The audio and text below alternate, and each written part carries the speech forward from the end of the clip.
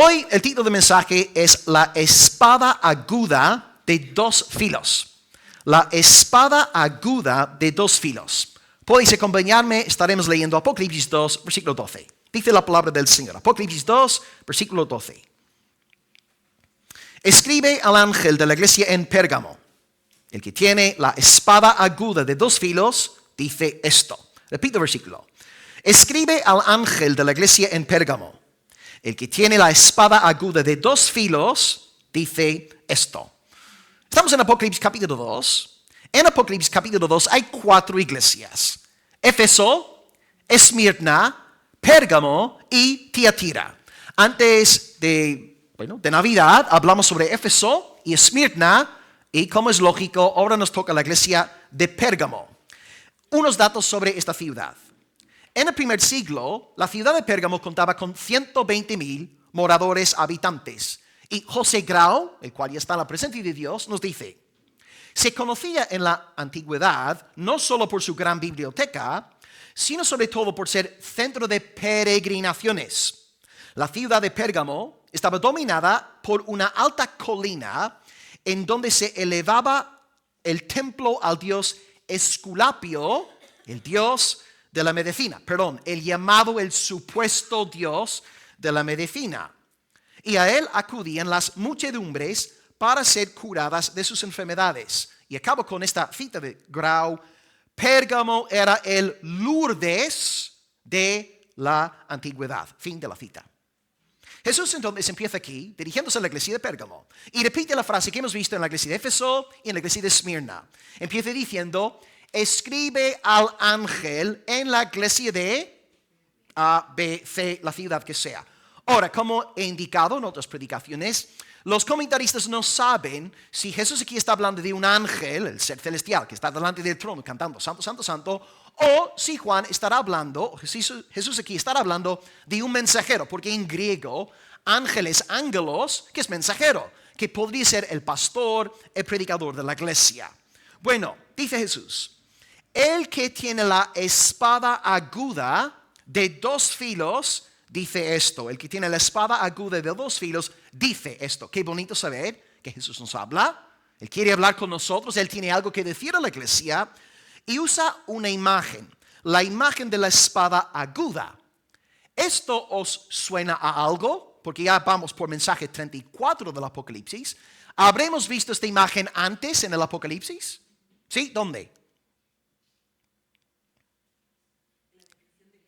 Very good. En capítulo 1 tenemos la visión del Hijo del Hombre, y lo que Jesús hace en Éfeso, Esmirna y ahora Pérgamo, Él toma elementos de la visión de Jesús en el capítulo 1 y ahora las va citando en sus cartas a las iglesias. Esta frase, la espada aguda de dos filos, sale en el capítulo 1 del Apocalipsis. Y esta descripción está hablando del Hijo del Hombre, es decir, de Jesús. A la iglesia de Éfeso, Jesús había dicho en el 2:1, el que tiene las 7 estrellas en su diestra y el que anda en medio de los 7 candeleros de oro, dice esto. Es una imagen de capítulo 1. Y cuando habla a Esmirna dice el primero y el postrero, una vez más citando el capítulo 1. ¿Qué es lo que Jesús quiere enseñarnos a través de la espada aguda? Pues la espada aguda en el libro del Apocalipsis habla de la autoridad de Jesús. Sí es cierto que habla a su iglesia con cariño, con afecto, con amor. Él también juzga a sus enemigos. Más adelante estaremos en el 2:16, donde Jesús dice a la iglesia de Pérgamo: arrepiéntete, pues si no, vendré a ti pronto y pelearé contra ellos con la espada de mi boca. Es una amenaza, es una palabra de advertencia. Y luego también en Apocalipsis 19:15 y 19:21 está escrito: de su boca sale una espada aguda para herir con ella a las naciones. Y luego los demás que fueron muertos con la espada que salía de la boca del que montaba el caballo. La espada entonces está hablando de un juicio. Es una palabra de amenaza. Sí, en efecto, la palabra de Jesús nos hace bien, pero también Jesús es el juez universal y Él derribará, desbaratará a sus adversarios en su segunda venida. Jesús pues no lleva la espada en vano y Él se encargará, como veremos en otras exposiciones, de pelear contra los falsos maestros y los libertinos que pecan contra la pureza de la iglesia. Veremos en Pérgamo hubo dos sectas muy grandes que estaban ejerciendo una influencia impía en la congregación. Un grupo conocido como los de Balaam y un segundo grupo que ya estudiamos, los seguidores de un tal Nicolás, los Nicolaitas. Y estaremos viendo estos dos grupos sectarios estaban seduciendo a algunos hermanos ahí en Pérgamo. Con esta breve introducción vamos a sacar algunas oraciones para nuestro culto y luego clamaremos al Señor. 3 palabras de oración hoy. Primera aplicación, primera oración. Padre, te glorificamos por tu obra entre los gentiles. Padre, te glorificamos por tu obra entre los gentiles.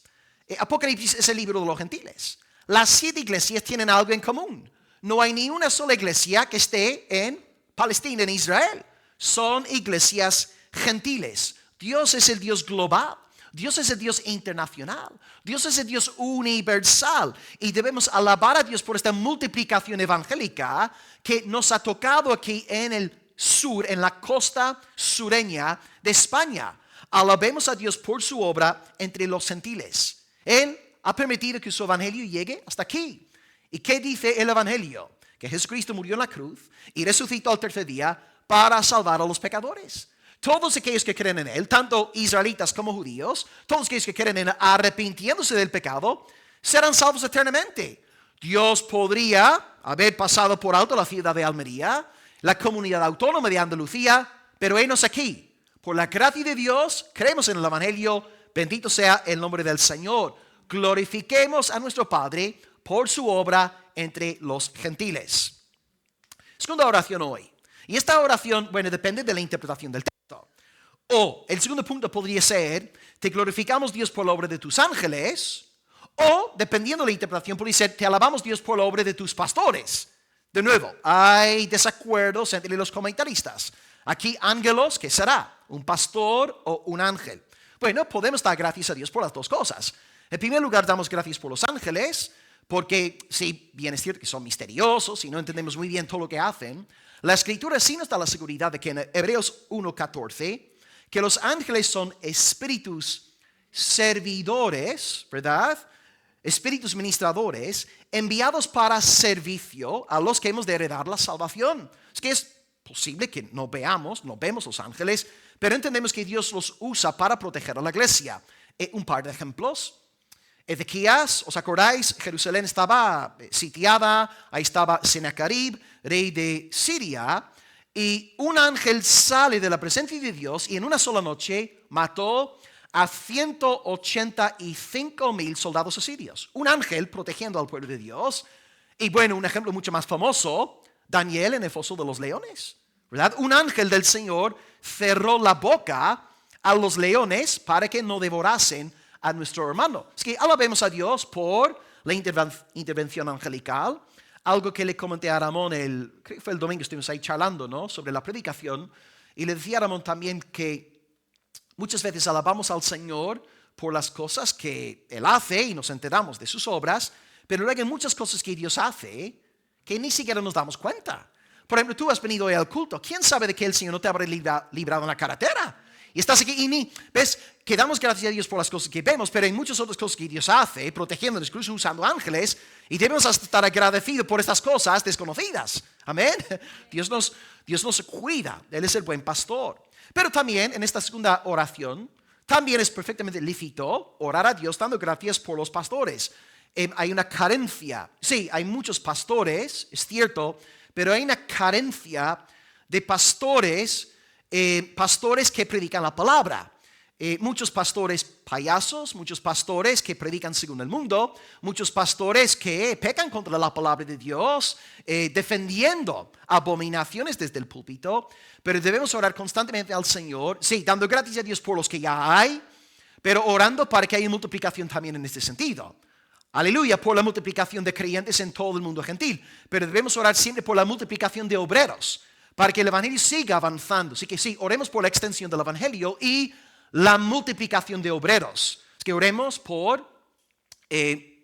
para que Dios levante a siervos, nuevos siervos, dando gracias por los que ya están establecidos, ejerciendo fielmente, ¿no?, su labor, pero también rogando para que bendiga su pueblo con más mensajeros. Y luego, después de la predicación, hoy os leeré una cita muy bonita de George Whitefield sobre la oración por los ministros del Señor, que viene, ¿no? Providencialmente, me topé con este texto habiendo preparado esta predicación.